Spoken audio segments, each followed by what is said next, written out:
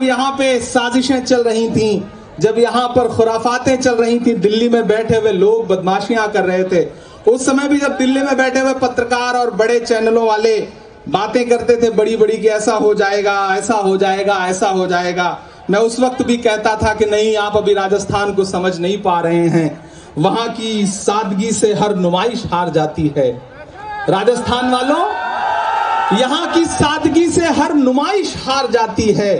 यहाँ की सादगी से हर नुमाइश हार जाती है। यहाँ के रेत के सहरा से बारिश हार जाती है। यहाँ के रेत के सहरा से बारिश हार जाती है। और ये बातें जाके दिल्ली वाली ताकत को बता देना, ये बातें जाके दिल्ली वाली ताकत को बता देना, इस राजस्थान में हर एक साजिश हार जाती है। इस राजस्थान में हर एक साजिश हार जाती है। डोटासरा जी, आप बधाइयां। आप ऐसे सूबे में रहते हैं जिस सूबे के जादूगरों ने बड़े बड़े चाणक्यों को पानी पिलाया है पिछले साल भर के अंदर, तो इसलिए आपको और विशेष रूप से बधाई। मैं 4 पंक्तियां पढ़ता हूं, पहली बार आया हूं, मुझे खुशी हो रही है कि जितनी तादाद में इस तरफ पुरुष मौजूद हैं, लगभग उतनी ही तादाद में इधर भी आधी आबादी मौजूद है। सच में अगर हिंदुस्तान को देखना हो इस वक्त, तो कोई आ करके लक्ष्मणगढ़ चला आए, इस जगह चला आए और इस शहर को देख ले। मैं 4 पंक्तियां पढ़ता हूं। इस मिट्टी के बारे में बहुत कुछ सुनता रहा हूं, इस मिट्टी की बहुत तारीफें सुनता रहा हूं। बस आपसे इतना कह रहा हूं, पीछे तक जहां तक मेरी नजर जा रही है, हजारों की तादाद में लोग हैं। मैं पहली बार आपके बीच आया हूं, बस इतना कह रहा हूं कि अनेकों प्रश्न ऐसे हैं जो दोहराए नहीं जाते, अनेकों प्रश्न ऐसे हैं जो दोहराए नहीं जाते, बहुत उत्तर भी ऐसे हैं जो बतलाए नहीं जाते। मेरी ख्वाहिश है तुमको चांद तारे तोड़कर दे दूं, मगर चादर से बाहर पांव फैलाए नहीं जाते, मगर चादर से बाहर पांव फैलाए नहीं जाते। और यही सब सोच करके ही हमें दिल में जगह देना कि घर आए हुए मेहमान लौटाए नहीं जाते, कि घर आए हुए मेहमान लौटाए नहीं जाते। मैं 4 पंक्तियां पढ़ता हूं, पहले आपकी इस मिट्टी के नाम, फिर उन शायरियों तक, उन नज़मों तक आपको ले चलूंगा जिनके लिए या तो बहुत बदनाम हूं या बहुत मशहूर हूं, वहां तक भी आपको पहुंचाऊंगा। इधर जो नौजवान दोस्त खड़े हैं उनमें बड़ा जोश दिखाई पड़ रहा है, बाकी पीछे कुछ लोग बैठे हैं वो ऐसे चुप हैं जैसे आजकल अडवाणी जी चुप रहते हैं। तो थोड़ा सा आपकी भी थोड़ी सी जिंदा दिली, आपकी भी शिरकत होनी चाहिए। मैं 4 पंक्तियां पढ़ता हूं कि हिंदू मुस्लिम यकजहती, गंगा जमुनी परिपाटी को, हिंदू मुस्लिम यकजहती, गंगा जमुनी परिपाटी को, वीर शहीदों की धरती इस राजस्थानी माटी को, वीर शहीदों की धरती इस राजस्थानी माटी को, जिसके बेटे हंसकर भारत मां पर जान लुटाते हैं, जिसके बेटे हंसकर भारत मां पर जान लुटाते हैं, मेरी जानिब से सलाम है ऐसी शेखावाटी को, मेरी जानिब से सलाम है ऐसी शेखावाटी को। नेहरू स्टेडियम, इतना भव्य स्टेडियम, जब इस स्टेडियम का नाम ही इतना बड़ा, इतना विराट है कि इस नाम के परछाई में छिपने के लिए मौजूदा सरकार न जाने कितने अपने जो बुरे काम है वो छुपाने की कोशिश करती हो, ऐसे में इस स्टेडियम की जो भव्यता है और इसमें मौजूद जो यहाँ पे जनता है, उस जनता को सलाम करते हुए 4 पंक्तियां पढ़ता हूं कि इस शहर से था एकदम अनजान चलाया। आपने लोक संगीत सुना। इससे पहले जो टीम प्रस्तुति दे रही थी उसे बहुत बधाई दूंगा। राजस्थान की लोक संस्कृति और लोक संगीत में जो मिठास है वो पूरी दुनिया के किसी संगीत में नहीं है। मैं ये बात दावे के साथ कह सकता हूं। एक बार उन कलाकारों के लिए जोरदार ताली बजाई जो इससे पहले प्रस्तुति दे करके गए। बहुत शानदार और बहुत पारंपरिक प्रस्तुति के लिए उनकी पूरी टीम को बधाई। मैं पहली बार आया हूं, मैं कोशिश करूंगा धीरे धीरे आपको अपने रंग में रंग लूं और मैं आपके रंग में रंग जाऊं। दोनों में से कुछ ना कुछ होता रहेगा, लेकिन आपसे गुजारिश इतनी है कि थोड़ा थोड़ा आप लगे कि आप जिंदा दिल लोग हैं, क्योंकि आपके तमाम ऐसे नेता यहां मौजूद हैं जो खुद बड़े जिंदा दिल हैं और नफरत वाली ताकतों से जिंदा दिली के साथ मुकाबला करते रहते हैं। मेरा तो एक मानना है कि किसी शायर और किसी कवि के समारोह में कोई नेता जल्दी बैठने की हिम्मत नहीं करता। हम तो उत्तर प्रदेश से आते हैं, हमारे यहां तो आते हैं और फीता काटते हैं, क्षमा रोशन करते हैं और नेता चले जाते हैं, क्योंकि आईने के सामने वही बैठ सकता है जिसका दामन साफ सुथरा हो। आपके नेताओं का दामन साफ सुथरा है। हम शायर, हम कवि जो हैं वो समाज का आईना होते हैं। हमारे सामने वही बैठ सकता है जिसका दामन साफ सुथरा हो। आपके नेताओं का दामन साफ सुथरा है, इसमें कोई दो राय नहीं। और इस साफ सुथरे दामन की चमक जो है वो हम दिल्ली में बैठ के भी महसूस करते हैं। तब मैं 4 पंक्तियां पढ़ता हूं कि इस शहर से था एकदम अनजान चलाया, बनने के लिए दिल का मेहमान चलाया, बनने के लिए दिल का मेहमान चलाया। कितनी थी कशिश यारो तुम सबकी मोहब्बत में, मजबूर जो हो करके इमरान चलाया, मजबूर जो हो करके इमरान चलाया। बड़ी तादाद में मेरी माएं बहनें बैठी हैं। मैं 4 पंक्तियां और पढ़ दूं, फिर उसके बाद उन नज़्मों तक आपको पहुंचाता हूं जो आप सुनना चाहते हैं, लेकिन पहले 4 मिसरे पढ़ता हूं कि अपने शहर की ताजा हवा लेके चला हूं, अपने शहर की ताजा हवा लेके चला हूं, हर दर्द की यारों में दवा लेके चला हूं। मुझको यकीन है कि रहूंगा मैं कामयाब, रहूंगा मैं कामयाब। मुझको यकीन है कि रहूंगा मैं कामयाब, क्योंकि मैं घर से माँ की दुआ लेके चला हूं, क्योंकि मैं घर से माँ की दुआ लेके चला हूं।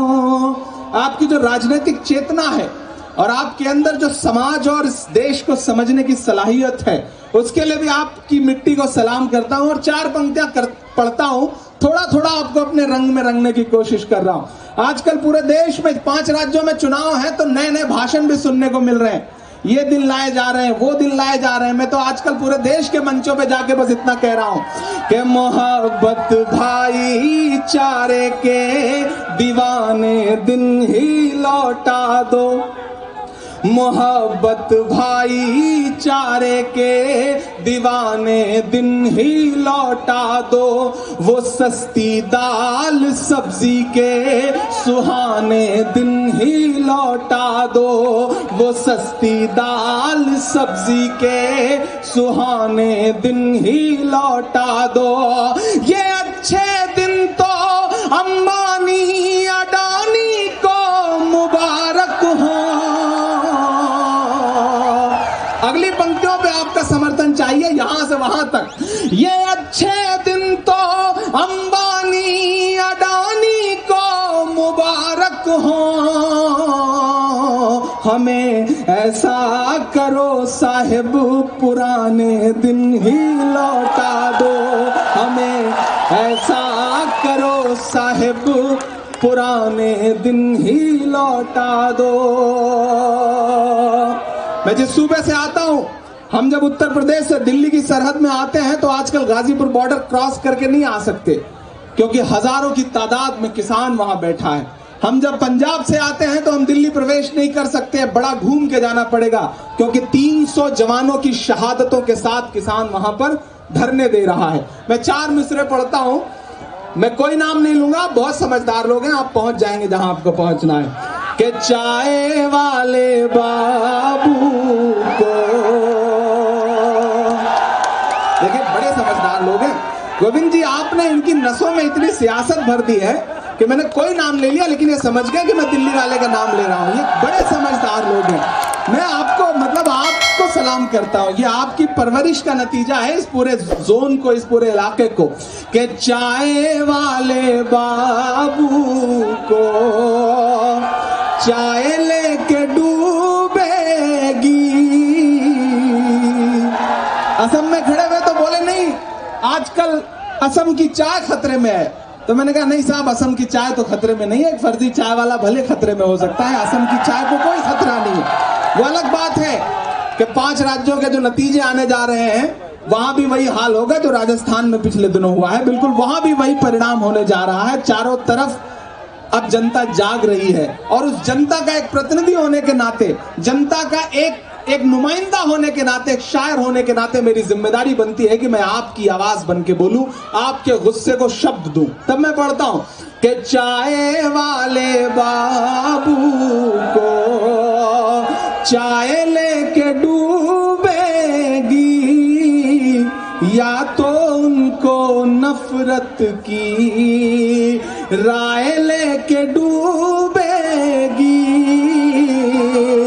नोटबंदी जीएसटी सबसे बच भी जाए, पर उनको इन किसानों की हाय लेके डूबेगी,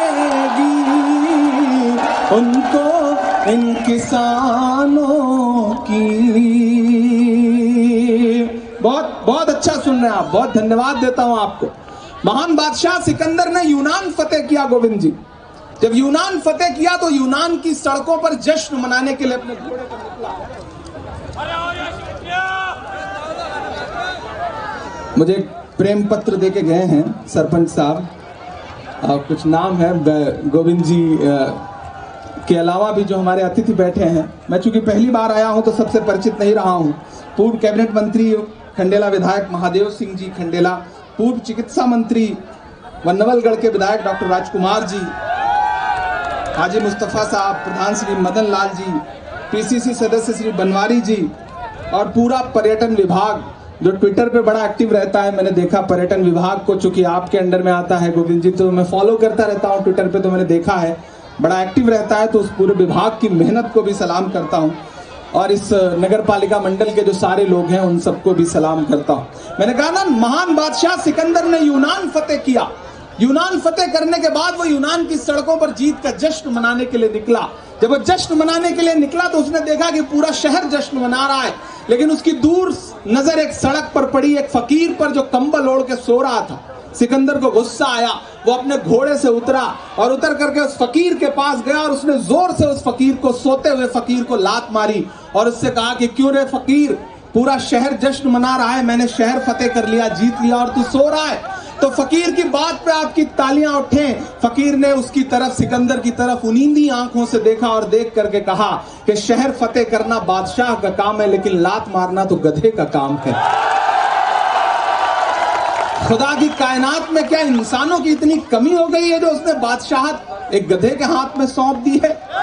लात पड़ रही है, जनता को रोज लात मारी जा रही है, जनता को रोज लात मारी जा रही है। तब इमरान यहाँ खड़ा होकर 4 मिसरे पढ़ता है। मैंने कहा ना, मैं इलाहाबाद से आया हूँ, मैं जिस माहौल में पला बढ़ा हूं, मैं ऐसे शहर में पला बढ़ा हूं जहां गंगा जी और जमुना जी नाम की 2 नदियां जब मिलती हैं तो अदृश्य सरस्वती उपजती हैं, संगम होता है वहां पर। यहाँ तमाम हिंदू धर्म के हमारे मानने वाले भाई बैठे हैं जो ये मानते हैं कि वहां स्नान कर लेने से मोक्ष की प्राप्ति होती है। मैं उस शहर से आया हूं, लेकिन आज लक्ष्मणगढ़ में खड़ा होकर के सीकर के इस लक्ष्मणगढ़ कि इस कार्यक्रम में खड़ा होकर कह रहा हूं कि इलाहाबाद में नदियों का संगम होता है, लेकिन अगर धर्मों का संगम देखना हो, तहजीबों का संगम देखना हो, परंपराओं का संगम देखना हो, तो आज की रात लक्ष्मणगढ़ आ जाइए। इससे बड़ा संगम कहीं नहीं हो सकता।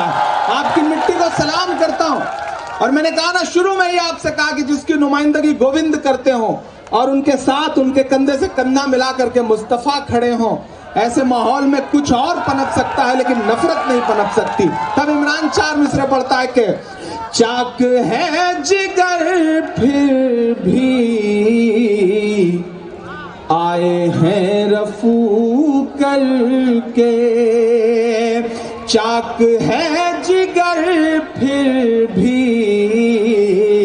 आए हैं रफू करके, जाएंगे हकीकत से तुमको रूबरू करके, प्यार की बड़ी इससे और मिसाल क्या होगी,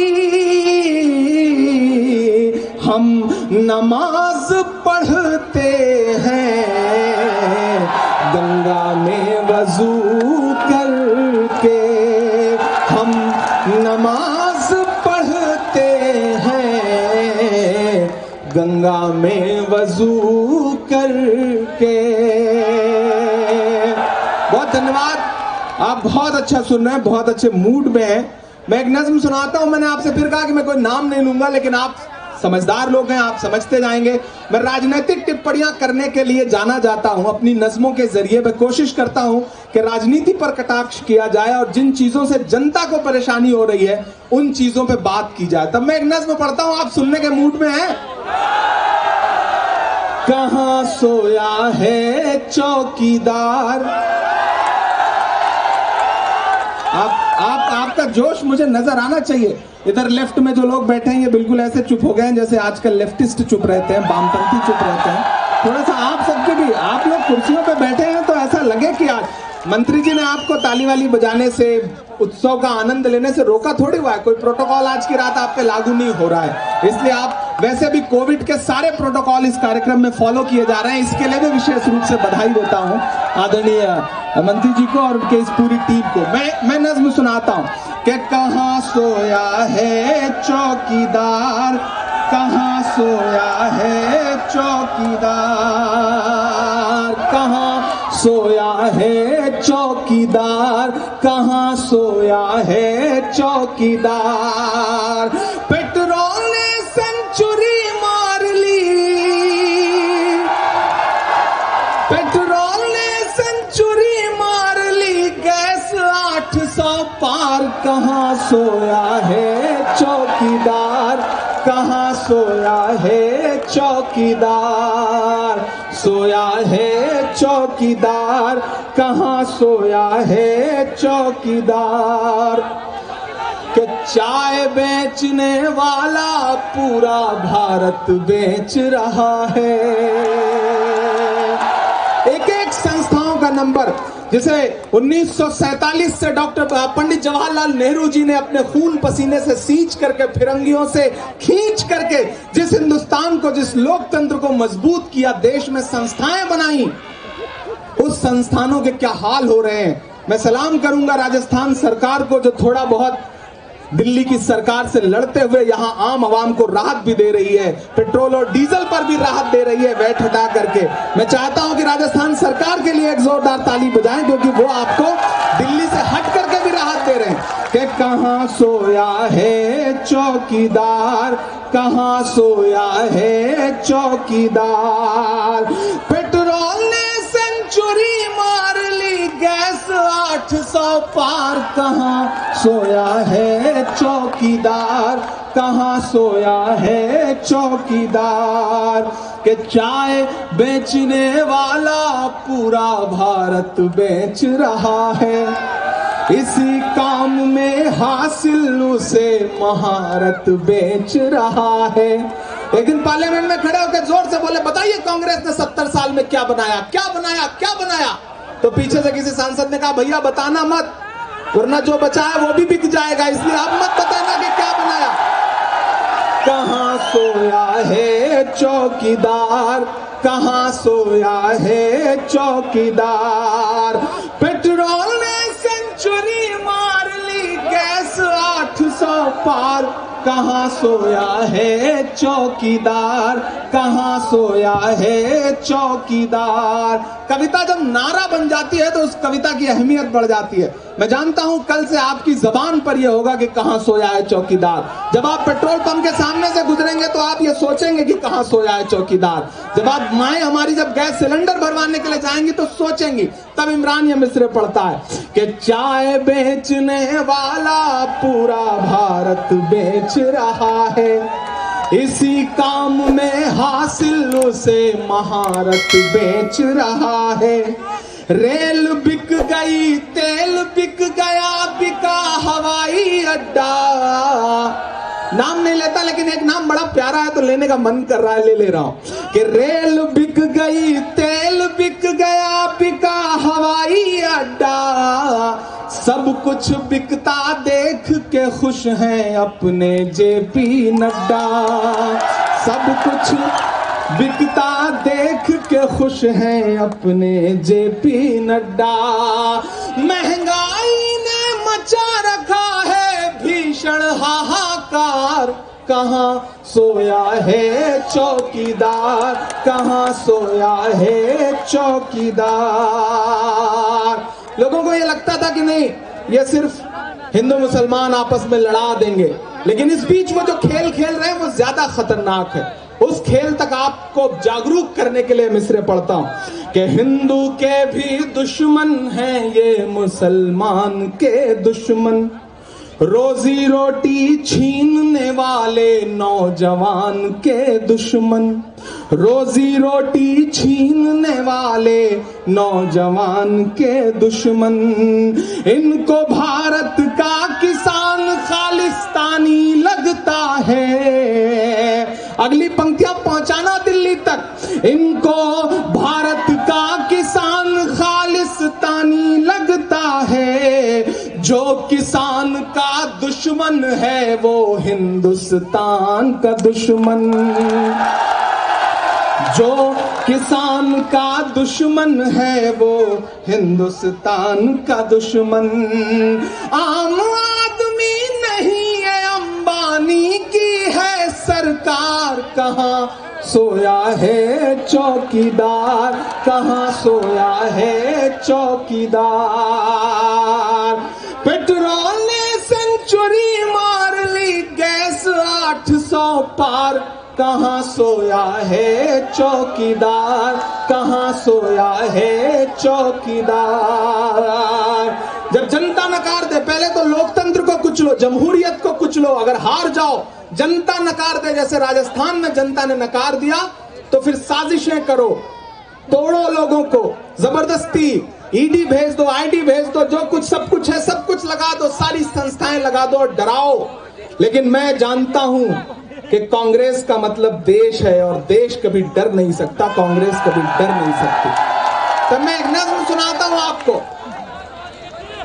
कि वक्त के हाकिमों बादशाहों सुनो।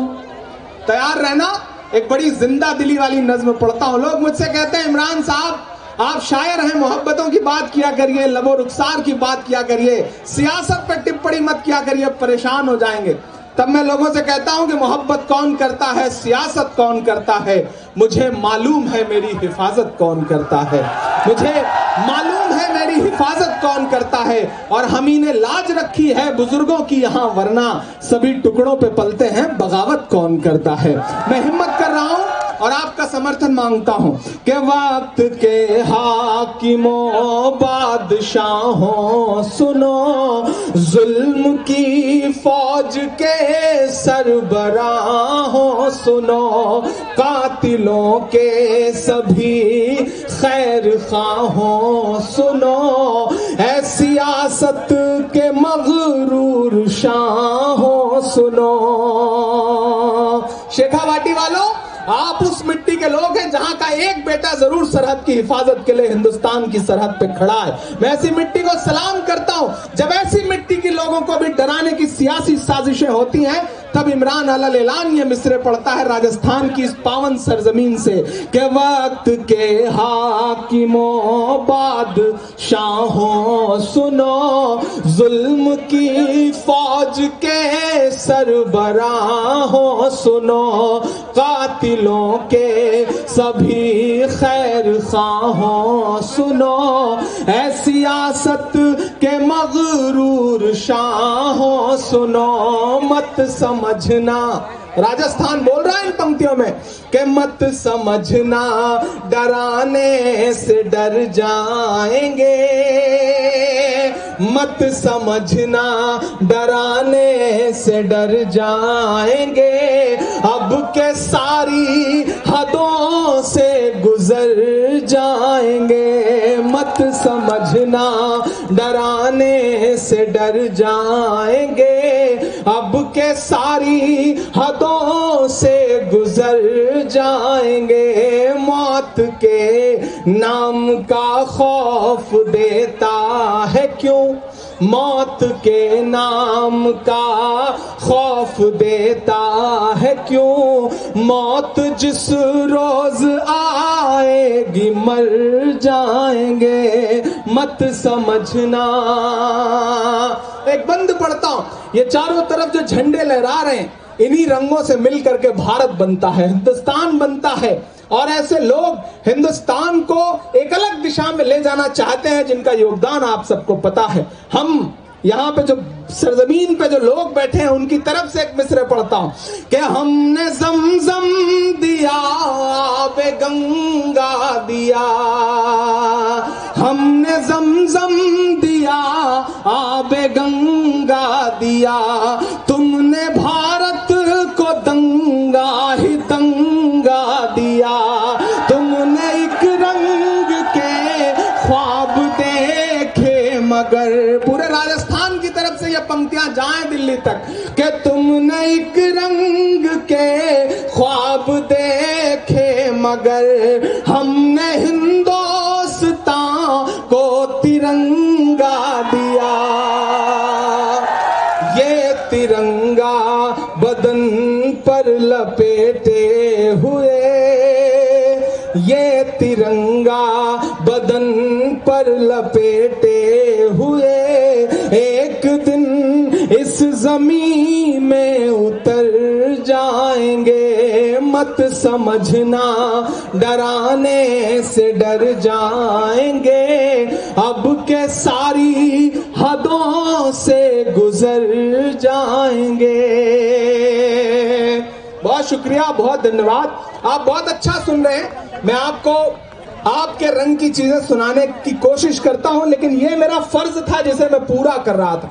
देखिए, शेखावाटी वालों, लक्ष्मणगढ़ वालों, सीकर वालों, चुरू वालों और आसपास में झुंझुनू वालों, हम शायर हैं, हम कलमकार हैं, हमारी अपनी जिम्मेदारियां हैं, हमें डरना नहीं, हमें आपकी आवाज बन के बोलना है। तब एक नज्म पढ़ता हूं आपके बीच में कि सच बात की पैरोकारी है, 100 झूठ पे एक सच भारी है, हर दौर में सच के साथ रहे शायर की जिम्मेदारी है, शायर की जिम्मेदारी है।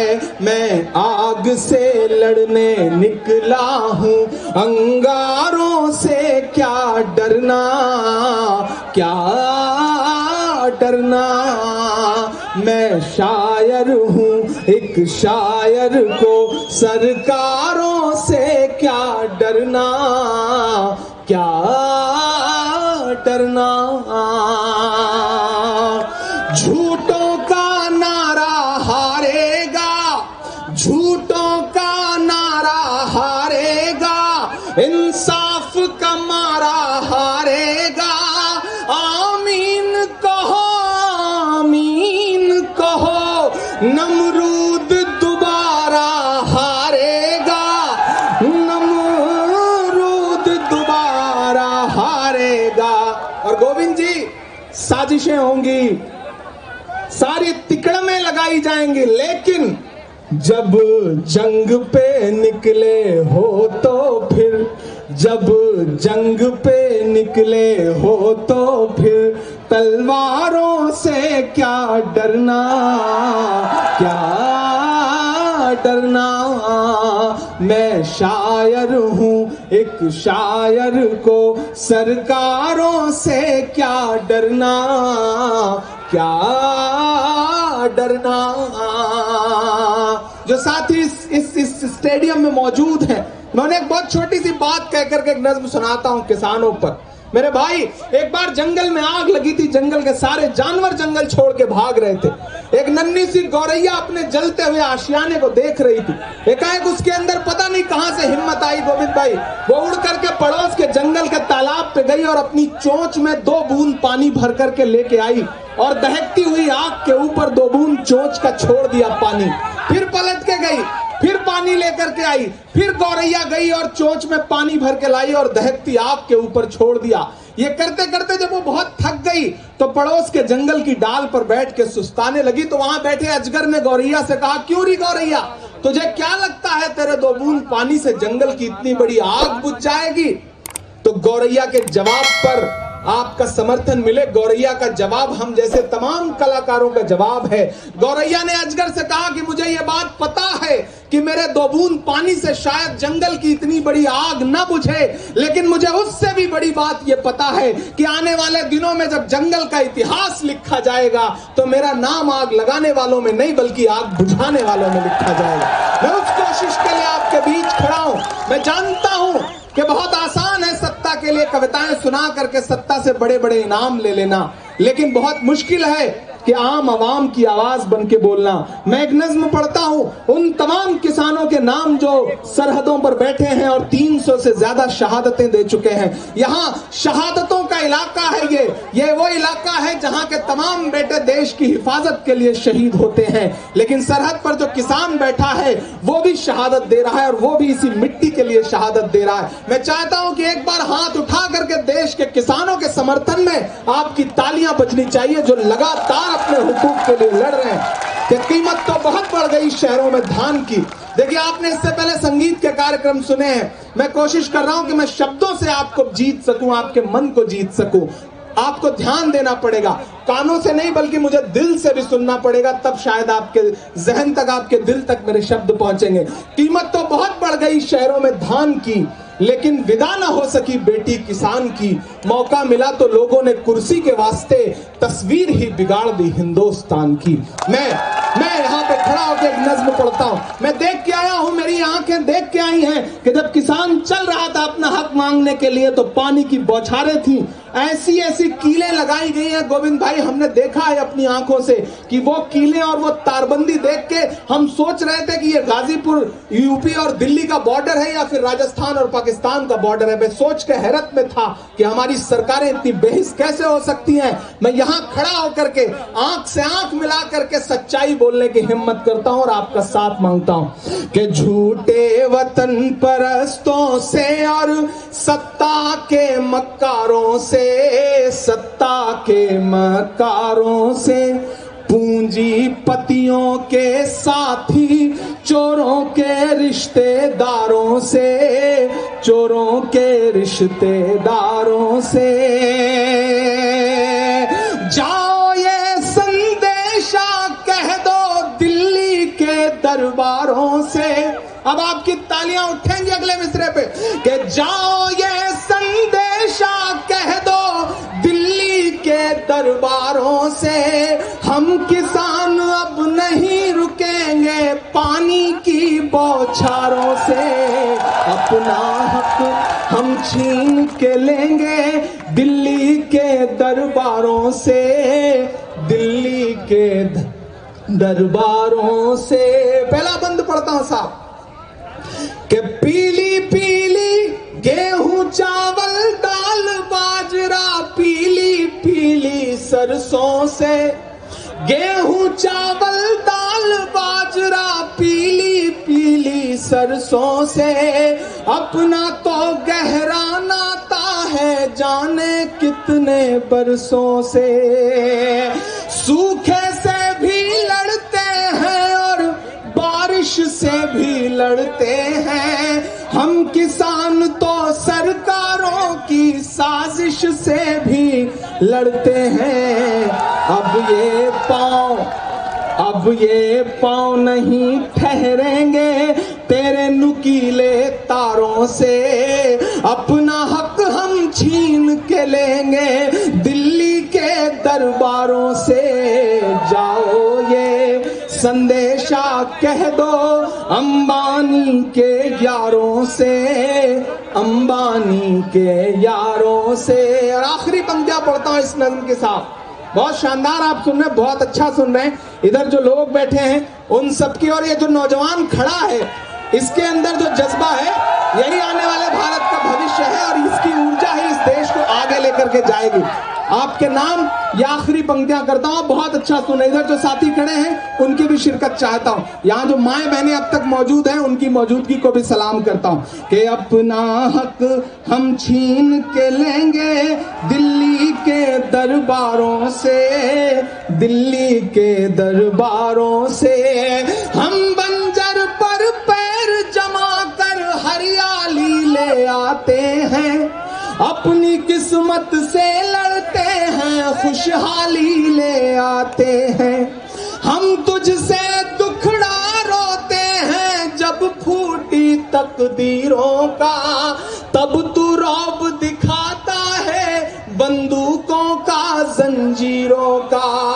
कि धरती पुत्रों का संदेशा अब पहुंचाना ये मिसरे मैं नाम लेके पढ़ता हूं, हिम्मत करता हूं कि धरती पुत्रों का संदेशा शहंशाह से कह देना, मोदी जी से कह देना और अमित शाह से कह देना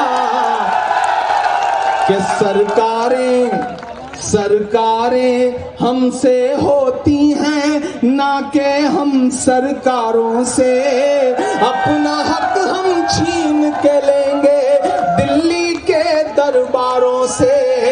जाओ ये संदेशा कह दो संसद के गलियारों से, संसद के गलियारों से।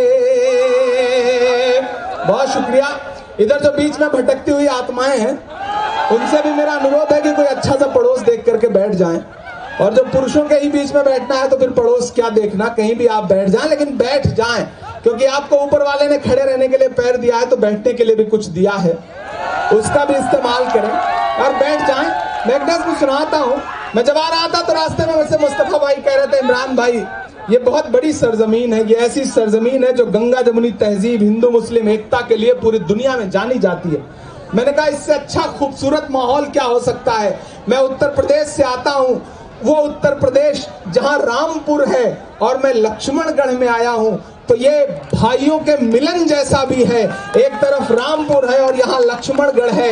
मैं ऐसे सूबे से आया हूँ। अच्छा इधर भी कुछ लोग नए नए आए हैं। अच्छा आपकी भी मौजूदगी को सलाम करता हूँ, इन युवाओं को भी। हाँ अब लग रहा है कि जिनको जाना था वो चले गए और वही लोग बचे हैं जो सच में कार्यक्रम सुनने के शौकीन लोग हैं और कविता के शायरी के दीवाने लोग हैं। तो जो भी लोग बचे हैं मुझे सुन के बताते रहिएगा। मैं एक नज़्म आपको सुनाना चाहता हूँ। मैंने कहा ना ये मिट्टी बड़ी खूबसूरत मिट्टी है, हिंदू मुस्लिम एकता की मिट्टी है। ऐसी मिट्टी में खड़ा हूं जहां के ज्यादातर घरों ने इस देश के लिए कुर्बानियां दी हैं।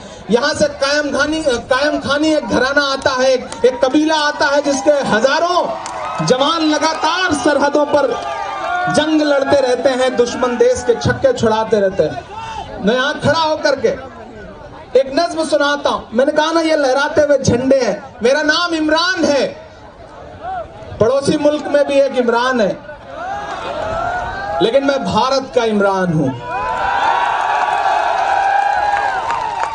कल ही प्रधानमंत्री जी ने उनको वैक्सीन दी है और वैक्सीन से ठीक होकर के कोरोना से ठीक होने की दुआएं भी दी हैं पड़ोसी वाले को। मैं यहां खड़ा हूं, मैं एक नज्म सुनाता हूं। मेरा मन कर रहा है कि मैं एक नज्म सुनाऊं और ये नज्म पूरे देश में जाए। पूरे देश में जो माहौल बनाने की कोशिशें की जा रही हैं। गोविंद भाई मैं उस उत्तर प्रदेश से आ रहा हूं जहां गाजियाबाद में पिछले दिनों एक बच्चा एक मंदिर में पानी पीने चला गया तो उसे इसलिए पीट दिया गया कि तू मंदिर में पानी पीने क्यों आया। मैं लक्ष्मणगढ़ में खड़ा हूं। मैंने कहा ना मैंने यहाँ के मंदिरों में, यहाँ के मस्जिदों में जो माहौल खूबसूरती का देखा है, मैं तो पूरी दुनिया में जाकर के बताऊंगा कि यार हिंदू मुस्लिम एकता की मिसाल देखनी हो तो जाओ शेखावाटी जाओ, वहां से अच्छी मिसाल पूरी दुनिया में कहीं नहीं हो सकती। मैं यहाँ खड़ा होकर के नज्म सुनाता हूँ, मुझे थोड़ा सा मैं बड़े हंगामे में पढ़ने का आदमी हूँ, और आप मेरा ख्याल है कवि सम्मेलन मुशायरा सुनने के कम बल्कि सांगीतिक कार्यक्रमों को सुनने के ज्यादा आदी हैं। थोड़ा मेरे रंग में रंगिए। जो बच्चे पीछे खड़े हैं अगर वो आगे आ सके और कुर्सियां खाली हैं तो बैठ जाइए। इस देश में कुर्सियां बड़ी मुश्किल से खाली मिलती हैं, मिल रही हैं तो सदुपयोग कर लो। देखिए बच्चे धीरे धीरे भी आ जाएंगे, मैं इन्हें अपने रंग में रंग लूंगा धीरे धीरे। ये काम धीरे धीरे होता है। वो एक बस कंडक्टर जो बस में टिकट काटता है ना, उसकी शादी हुई तो सुहाग की सेज पे बैठ के बीबी से बोल रहा है कि बहन जी जरा और सराकिए, 2 सवारियां और बैठेंगी। तो ये जो आदतें हैं वो धीरे धीरे जाएंगी, जो आपकी हैं वो भी धीरे धीरे जाएंगी। लेकिन मैं कोशिश करूंगा। वो एक पुजारी को एक बड़ी खूबसूरत सी लड़की से प्यार हो गया, गोविंद भाई। एक पुजारी जी को एक बड़ी खूबसूरत लड़की से प्यार हो गया, तो एक दिन उन्होंने धीरे धीरे डरते हुए उससे कहा आई लव यू। लड़की ने कहा जोर से बोलो, उन्होंने कहा जय माता दी। तो ये जो आदतें हैं वो जल्दी जाती ना। हाँ अब आराम से बैठ जाओ, अब आराम से बैठ जाओ तो फिर मैं सुनाना शुरू करूं। हाँ अब आप बैठ जाओ। अब आ गए हो आप सही माहौल में और थोड़ी थोड़ी मेरी दिशा में आ गए हो, तो अब मुझे भी अच्छा लग रहा है। हाँ बैठ जाओ, बैठ जाओ और बिल्कुल थोड़ी देर ऐसे चुप रहो जैसे तमाम जनता के मुद्दों पर प्रधानमंत्री जी चुप रहते हैं, ऐसे ही चुप रहो आप। बाकी जहां ताली बजाने की जरूरत है। मुझे अच्छा लग रहा है कि मेरी माएं बहनें यहाँ ठीक ठाक तादाद में अभी तक इस कार्यक्रम में बैठी हुई हैं। एक नज़्म सुनाता हूं, मैं सुनाना शुरू करूं, आप इस मूड में आ गए हैं कि सुनाया जाए। मेरा मस्कन मेरी जन्नत को सलामत रखना।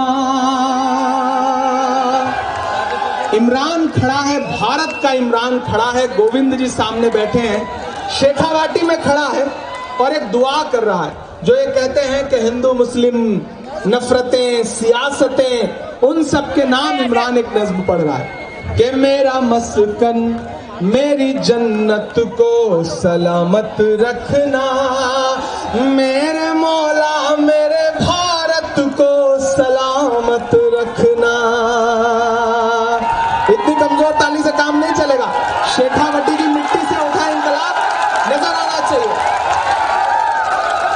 हाँ लेकिन जहां बजानी है वहां बजाना, एडवांस पेमेंट मत दो। जब ताली बजाने वाली लाइन आएगी तो समझ जाना कि यहाँ बजाना है। बाकी जगहों पे चुप रहना है, जहां ताली बजाने वाली लाइन आएगी वहां पे बजाना। असमय मत बजाना। जो असमय बजाते हैं उनके साथ भी दिक्कत नहीं। आप भाई मुस्तफा भाई, अच्छा आप भी तो मुस्तफा है ना, आपने तो कुर्ता और टोपी इतनी शानदार पहन रखी है ना कि मेरा मस्कन मेरी जन्नत को सलामत रखना, मेरे मौला मेरे भारत को सलामत रखना। मेरी आंखों के सामने हजारों की तादाद में भीड़ और इमरान की दुआ वाली एक नज़्म। मैंने कहा ना भारत का इमरान भारत के लिए दुआ कर रहा है। मेरा मस्कन मेरी जन्नत को सलामत रखना, मेरे मौला मेरे भारत को सलामत रखना। इसकी